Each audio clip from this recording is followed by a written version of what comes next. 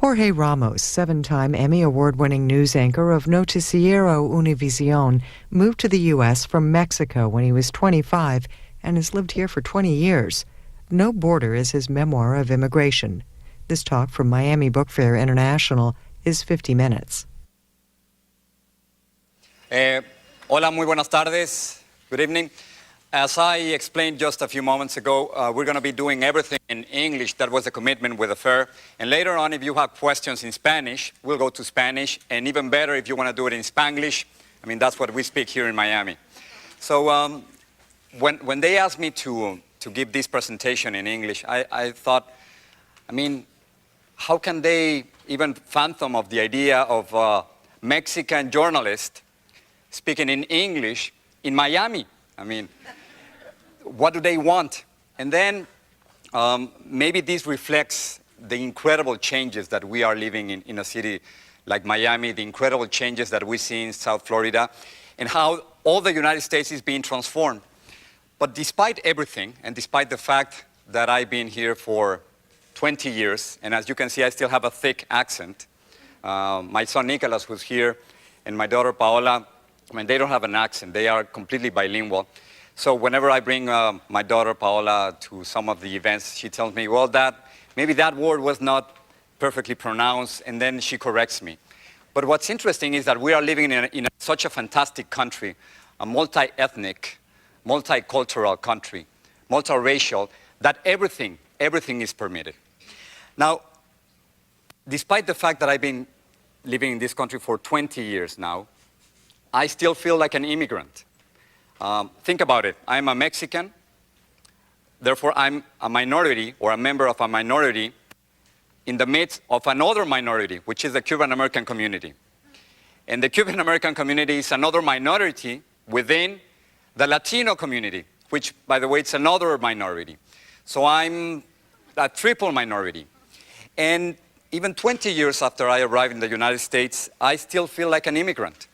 Sometimes I feel like I do not belong neither to Miami or to Florida or to the United States.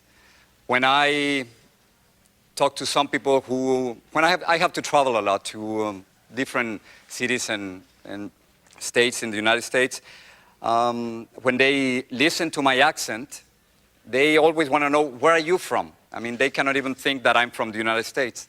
They know that I'm a foreigner. And therefore, I get this sense, this strange sense, that I do not belong sometimes to the United States. Even though my son was born here and my daughter was born here, and my wife is from Puerto Rico, and obviously she's an American citizen too. We discuss about that later if you want. But what's interesting is that I still feel like an immigrant 20 years after I arrived in the United States. Maybe because sometimes I speak Spanish. Maybe it's my accent. Maybe it's that I still dream about my house in Mexico, where I was born. I mean, when I have these peaceful dreams, it's when I'm thinking about my house in Mexico, where I grew up, where I lived for 20 years. And then my nostalgia, I mean, it starts with my mouth watering when I think of tacos al pastor.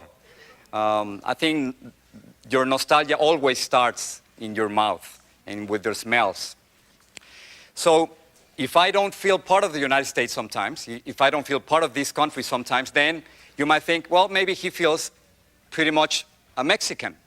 Well, let me tell you, when I go back to Mexico, I'm not exactly a Mexican for my Mexican friends. When I go back to Mexico, I am the one who left. Why did you leave? My friends ask me. Even my brothers, one brother, Eduardo, he asked me, why did you leave? He felt that it was so personal, this decision that I left, that it was painful for him. For some people who are not my friends, they might think that I'm a traitor. It was an act of treason for them that I left my own country. Why did you leave Mexico? We stayed. We are making $5 a day. Why did you leave? I mean, and then for some of them, I'm an agringado, no? Which is a Mexican who lives in the United States, who feels more comfortable maybe in the United States. So I'm sometimes I neither. There's a beautiful song by Facundo Cabral. And by just saying Facundo Cabral, for those of you who know him, already know that I'm over 40. Actually, I'm 45.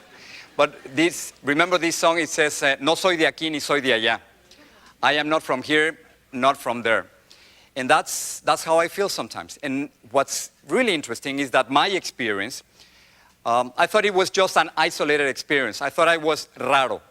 I thought I was strange. That I was the only one that did not feel completely in Miami or in South Florida or in the United States. And then I realized that that's not true. That all of us in the United States, somehow, we are from other places. Unless, of course, if you were a Native American, we came from other places. And then I realized, when I feel positive, when I feel an optimist, that this is a fantastic country that is going through an incredible change, that I am actually part of that country, and I am a representative of that change. Think of the incredible changes that we've been seeing in the last, 20 years. Do you know that more tortillas are being sold than bagels in the United States? That more salsa mexicana, that more salsa is being sold than ketchup. That's incredible. And in the past World Series, what are the names of these fantastic baseball players? All of them are Latinos. The music is influenced by all these Latino rhythms. And then we have names in sports and music like Estefan, y Rodriguez, y Gonzalez, y Matias, y Ramos, y everything, no? So what's going on in this country? What am I part of this? Well, I'm calling it a Latino wave, or a process of Latinization. This country is going through a process of Latinization that is going to change everything. Think about the language. Spanish is being spoken, of course, in Miami, and when I go to Houston, and in Los Angeles, and in New York, and in Chicago, more than ever. Even here in Miami, when you go to some place, even here at the Miami Book Fair, when you walk, sometimes you only hear Spanish. And then I even hear some people saying, well, the best thing about Miami is that it's so close to the United States. Well, that might be true sometimes. But think about it. Spanish is being spoken in every corner of the United States. I came back last week from North Carolina. I spent like 2 days in Winston-Salem. Every single year, the population in Winston-Salem, the Hispanic population grows by 100% every single year. Even in North Carolina, you might think, what are Latinos doing in North Carolina? They're working. That's why we're here. But what I'm trying to say is that, again, Latinos are everywhere. Spanish is being spoken in every single corner of the United States, even in the White House. George W. Bush, he's the first U.S. president who speaks Spanish. Or should I say, the first U.S. president who thinks that he speaks Spanish.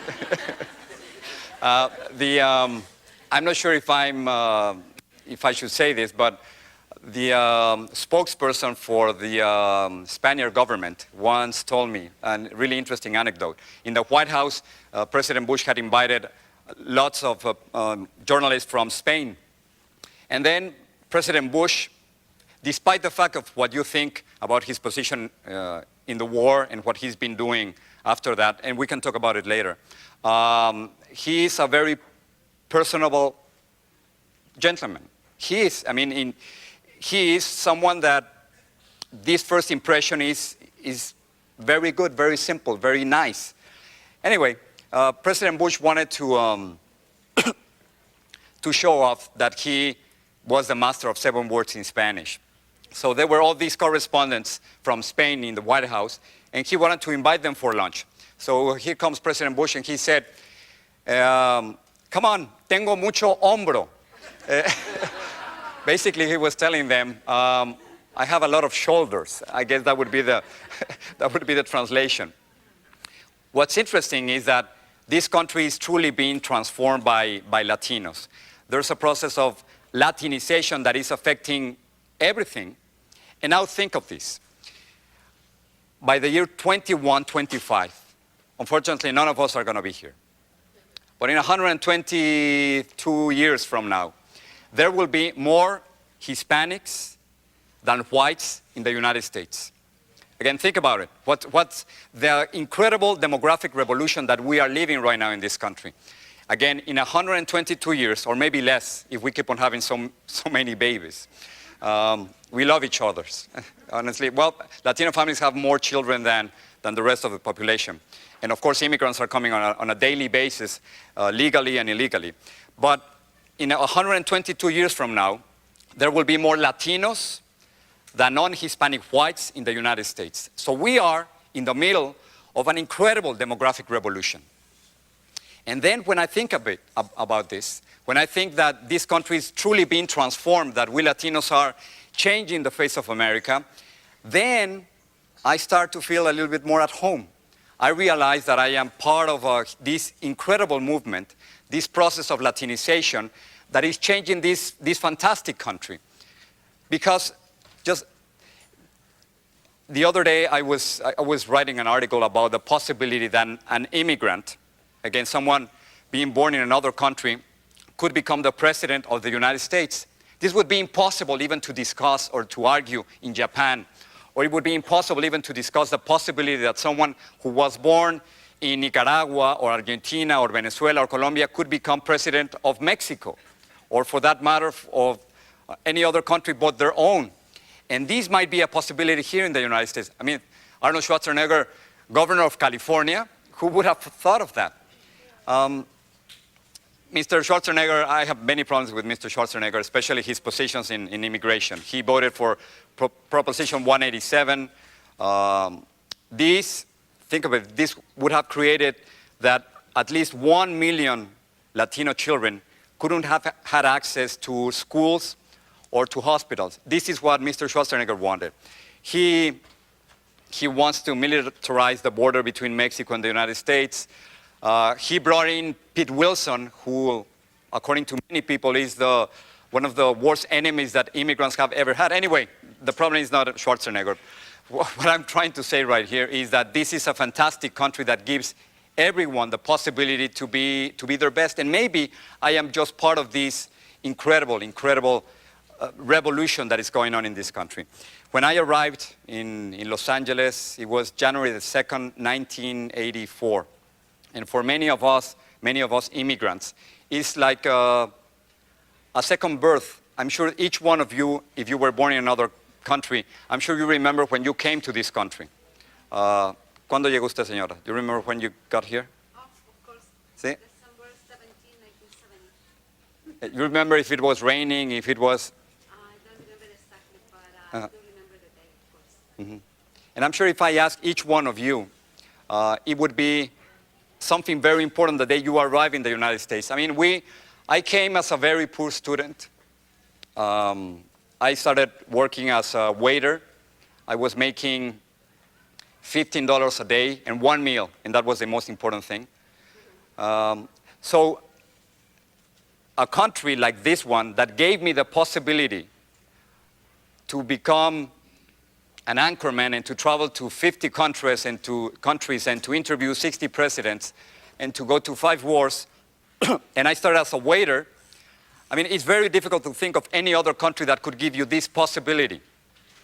And this is what's really remarkable about the United States, that has given us all these incredible possibilities to immigrants that otherwise, if I would have stayed in Mexico, I'm sure I would have been a very sad journalist, a very censored journalist, a very frustrated journalist, and most probably I could have been doing any other thing but journalism. So this is a little bit part of my story. I am someone who even now, I wanted to read you a little bit about the book. It's called No Borders, o Atravesando Fronteras en español. And right at the beginning, I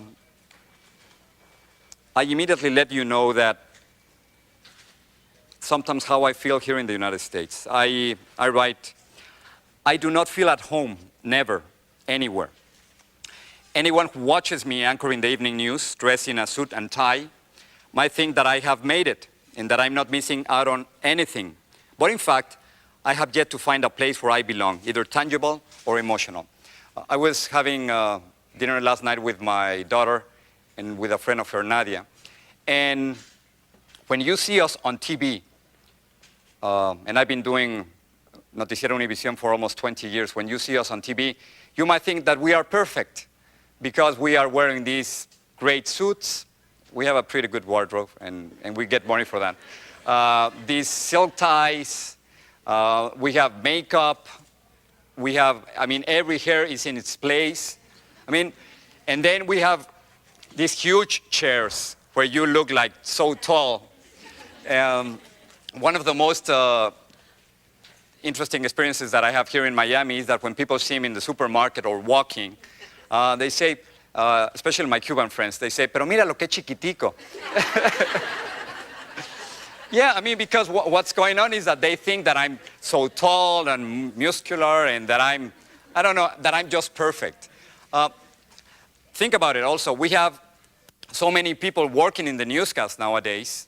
I don't know, how many people do we have, Evelyn? I don't know, 80, 100 people working for the newscast, just in the newsroom, that they make you look perfect.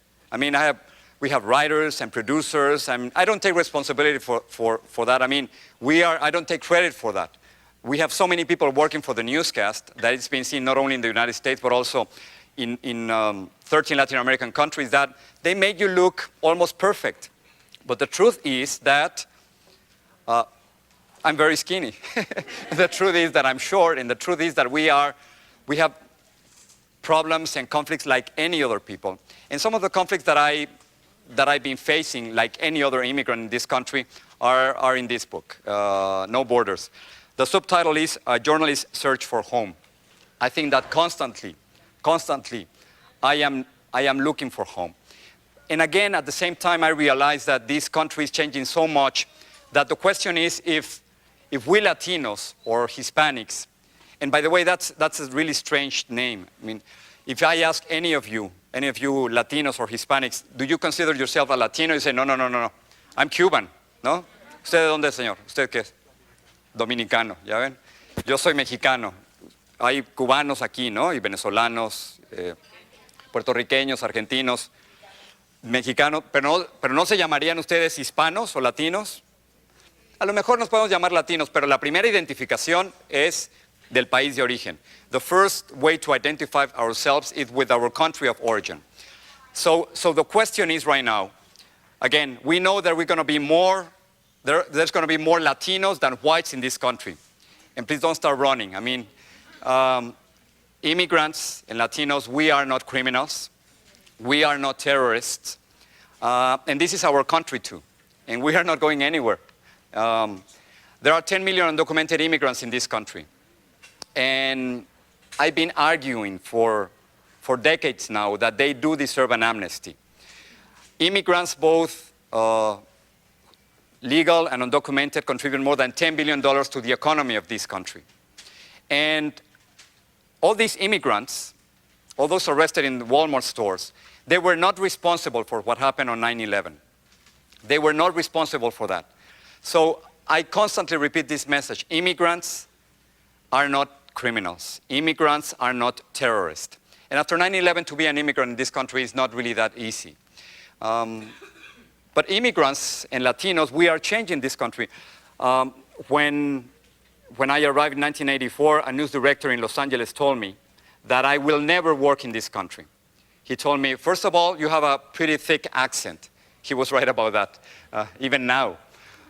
But then he told me, Spanish language media is going to disappear. Forget about it. The radio in Spanish, television in Spanish, newspapers in Spanish, they're going to disappear. Why? He thought, because all Latinos, we're going to assimilate, and all of us are going to start speaking English, just like the Italians did, or the Germans and the Poles. But let me tell you something, surprise, surprise. That has not happened. I got a job, and he lost his job. And at the same time, Germans did not have 3 television networks in their own language as we do now in Spanish. Italians did not have hundreds and hundreds of radio stations in Spanish as we do now. Poles did not have thousands and thousands of publications in their own language, as we do now in Spanish. So we are truly transforming this country. And maybe, just maybe, the official language of the United States will be English and Spanish at some point. I just want to end telling you that when I feel at home is when I sense that I can live in one country, in the United States, and in two cultures at the same time. I am maintaining my first language, my traditions, my customs, my friends, but at the same time, I do share, and I really enjoy, and I am proud of the strength and the freedoms and the sense of justice that we enjoy here in the United States. So I might be on one foot in Mexico and one foot in the United States, but at the end, I'm just another Americano. Soy un nuevo americano. So thank you all for coming, and now, of course, if you have some questions, I'll be glad to answer them. Thank you so much.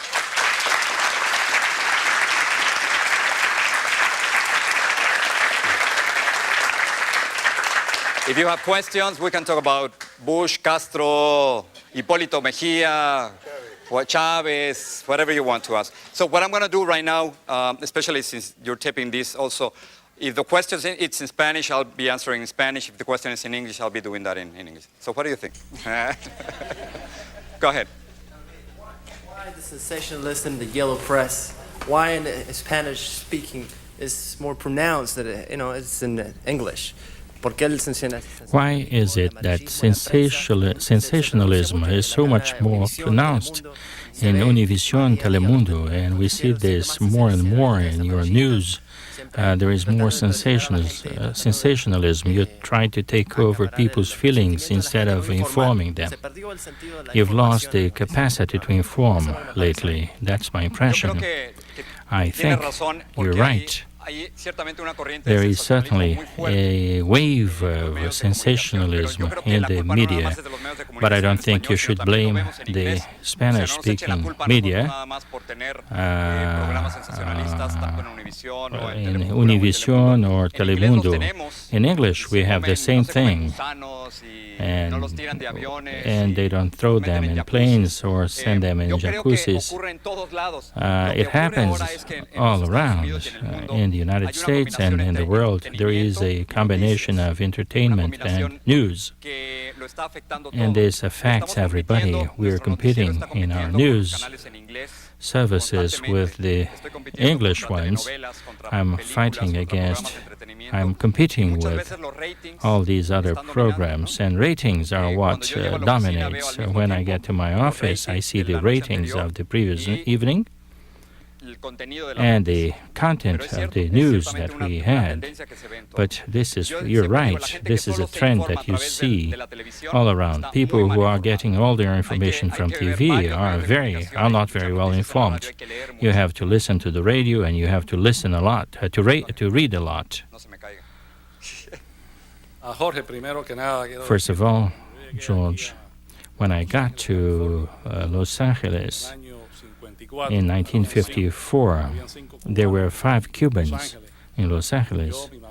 Myself, my sister, my mother, and the Consul General. If there was a minority here, we were those. There were 1 million Mexicans then. And with this all dominating American culture, I'm a Cuban. I'm white, and I'm Cuban. I think you're right in the sense that there has been here in the United States, recently, in the last 40 years, an increase in the number of people coming from Latin America, bringing their culture, their food.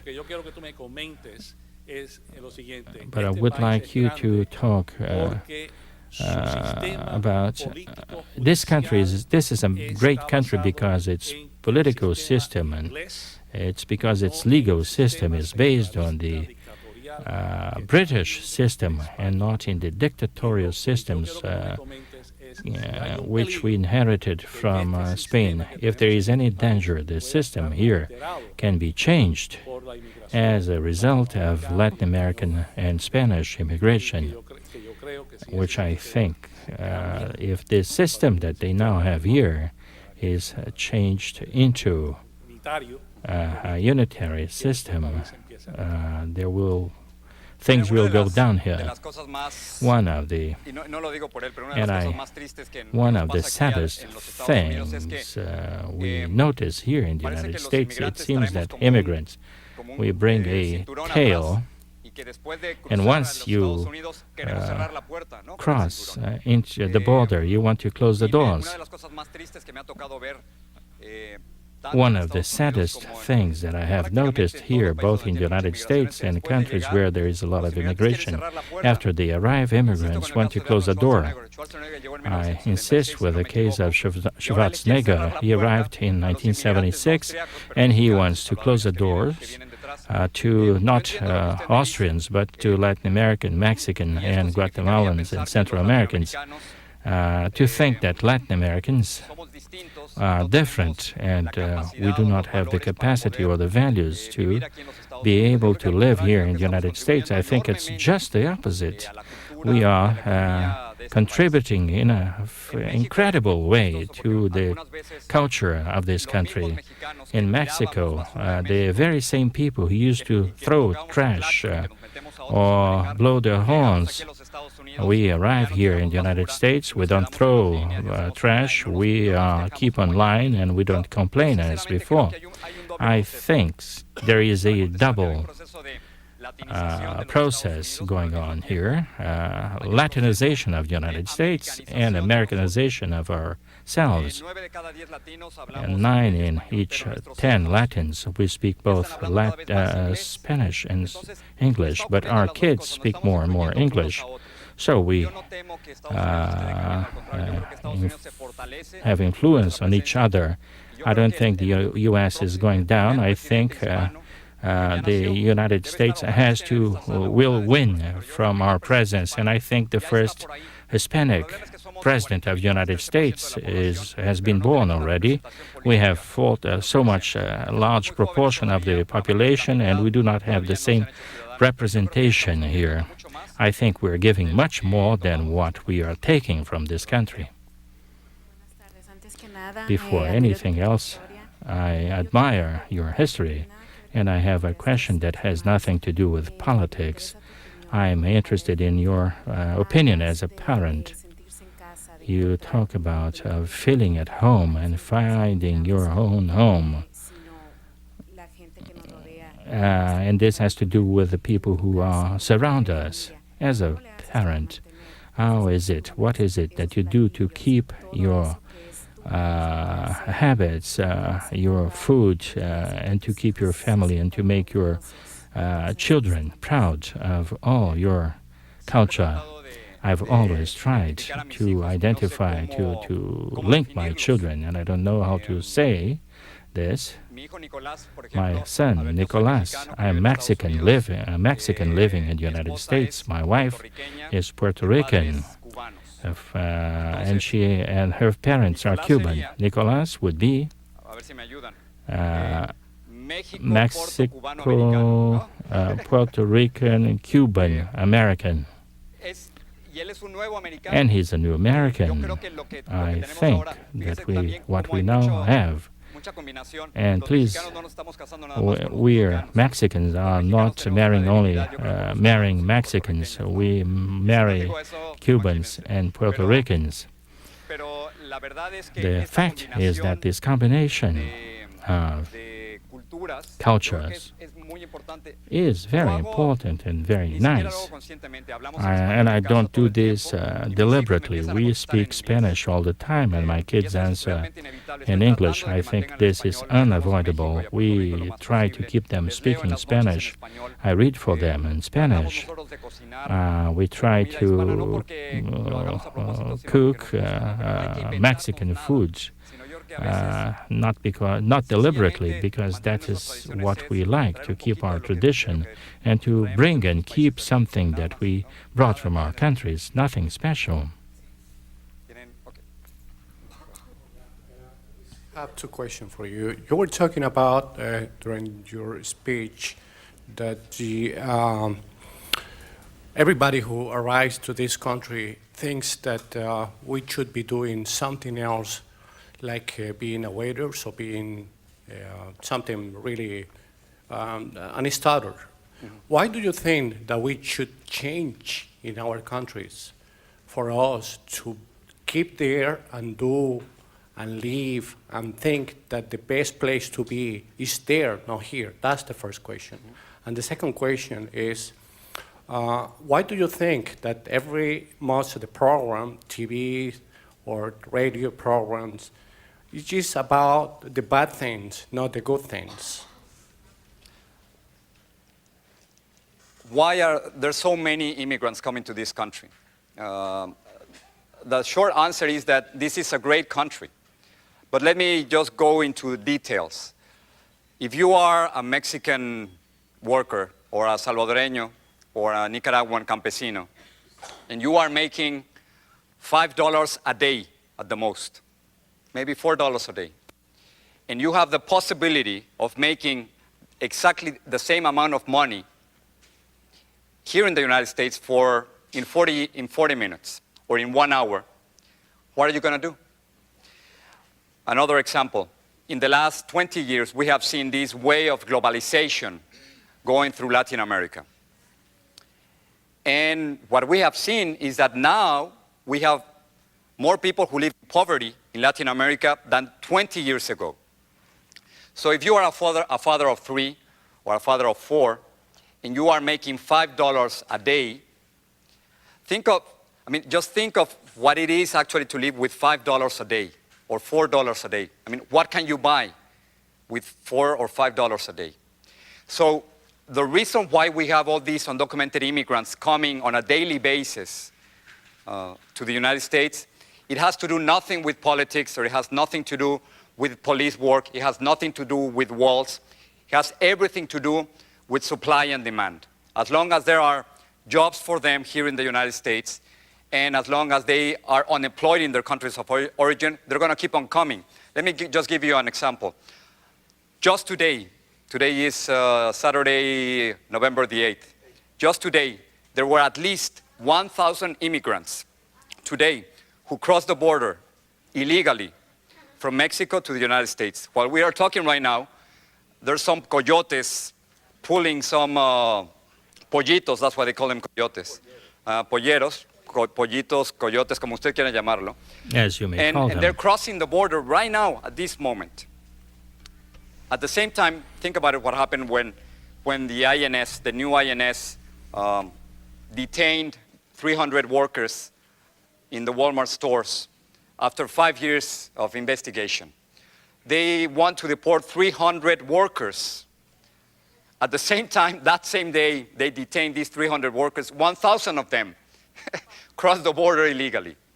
At the same time, every single year, there's 1.5 million legal immigrants coming to this country.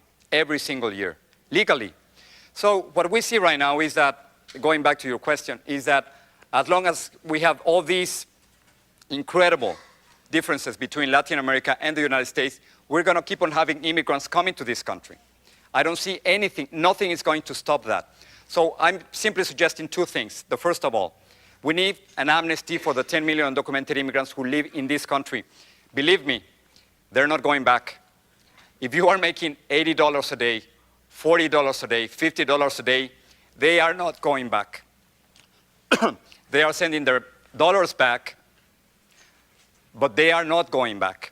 So it is incredible, and it's really shameful that in the United States we have 10 million people living under the shadows of society. Isn't this supposed to be a compassionate society? President Bush wanted to be a compassionate conservative. If you want to be compassionate, then give an amnesty to 10 million undocumented immigrants. They are not going back.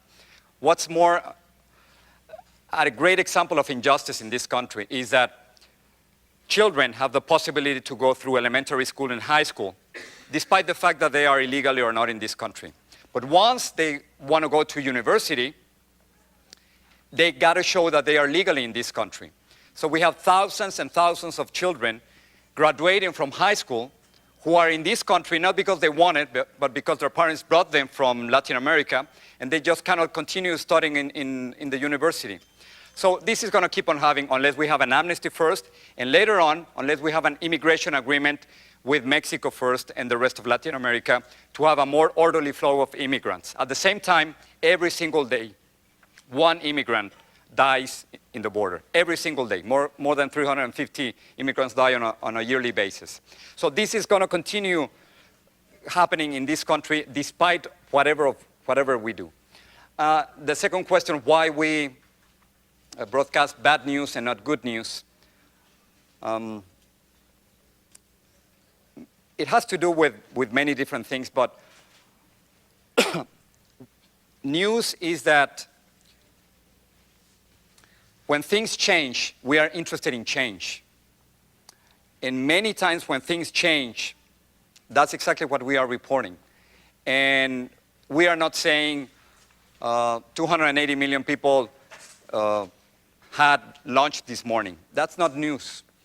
Even though it might be news in Latin America that everyone had lunch or dinner. What's news is something that it's affecting your life somehow, changing the world where you live. And unfortunately, I agree with you and the other person. There's a lot of sensationalism in our news media, and that's happening everywhere. But we should not be asked to do something different from the English language networks that they're doing exactly the same. But if you want to get it straight reporting, I think you can watch Noticiero Univision, or you can watch Aquí y Ahora, and then the BBC, and watch ABC News, and watch Nightline, and read the Herald, and read the New York Times, and the Wall Street Journal, and Times, and Newsweek. I mean, do not depend only on one source of information. I mean, if you depend only on my newscast, you won't be well informed. No? Thank you. I think 2 more questions? 3 more questions. A ver. Hola. Ya con eso. My question has to do with Latin America, and especially with what we have seen, all these changes, especially in some South American countries. And the survey done recently, according to which Latin Americans are less and less happy with, satisfied with democracy. Where are we getting to with the opinion of the society and with the weakness of these democracies? This is a very interesting question. Our democracies all around, we have, with the exception of Cuba, we have democracies in Latin America. Venezuela is an exception, and Chavez wants to be president until 2021. I interviewed him, and he said that he was not going to run again. He, like Mejia and like Carlos Salinas de Gortari, they all lied. We have democracies in all Latin American countries. The problem, again, is that with the globalization changes, we cannot turn back. We cannot stop globalization. We cannot stop it. Globalization, in the first few stages, it has generated more poverty. With few exceptions, perhaps Chile is one exception. Most of Latin American countries have more poverty now today. What many expected was that democracy would resolve the problems of justice, poverty, and electoral problems. No, democracy has only served to resolve a problem that we had of government. It would have been nice if, besides democracy, in Mexico, 2001 had brought prosperity. But we should not confuse things. That's the problem. Next week, in this very place, the FTAA meeting will be held. The idea of free trade for the Americas is very interesting. I was thinking to write about this. Why is it that democracies are failing? Why is it Sanchez de Lozada lost power in Bolivia? why did Manuel López Obrador from PRD, a center-left party, is emerging, leaving behind the PRI and PAN? Why the changes in Argentina? Why is it that our democracies are failing so much? I think the answer is poverty, stupid. Remember Clinton's phrase, he used to say, the economy is stupid. I think in our case, the answer is poverty is stupid. The problem now for the fragility of our democracies is that they have not been able to generate prosperity. That's the reason we have more and more poor. And the right wing has not been successful.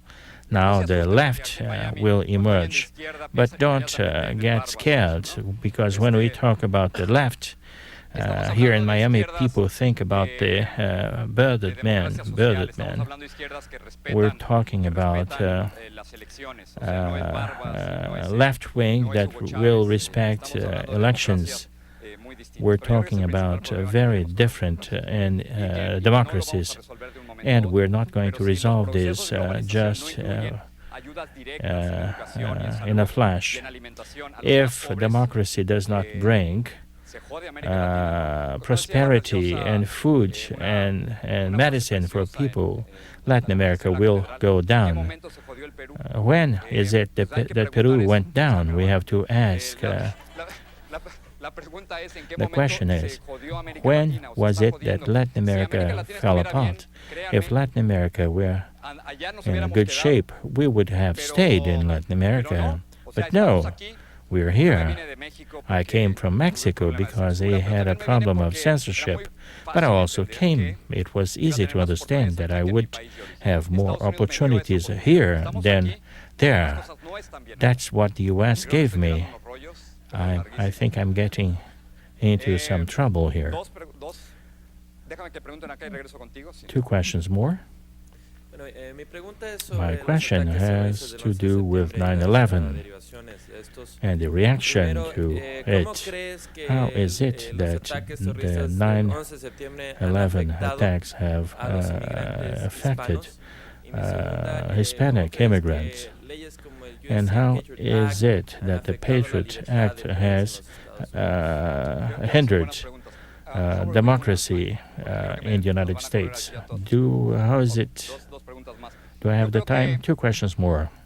I believe that after September the 11th, it's very difficult to be an immigrant in the United States. They tried to throw us out, about 30 million people. They wanted to blame us, the immigrants, and to put us as scapegoats for the problems the United States had. And this is a very serious matter. This is one of the negative changes we had since 9/11. Before, immigrants could have a driver's license, and not anymore. There was a chance of an immigration agreement, not anymore. Fox was the best president of President Bush, and now it's Tony Blair. Yes, that's the case. Many changes, and for worse. For many years, we have the resurgence of the INS raids. This is very sad, because this is a country that has a fantastic free system for the press. Is changing. I feel it as a journalist. Now, people are criticizing Bush, but just after September the 11th, when the U.S. decided to attack Afghanistan and Iraq, you could not criticize the president here. In stories that I wrote expressing doubts about the war, I would receive letters and emails, and people would send me emails saying, "Little Mexican, go back to your country.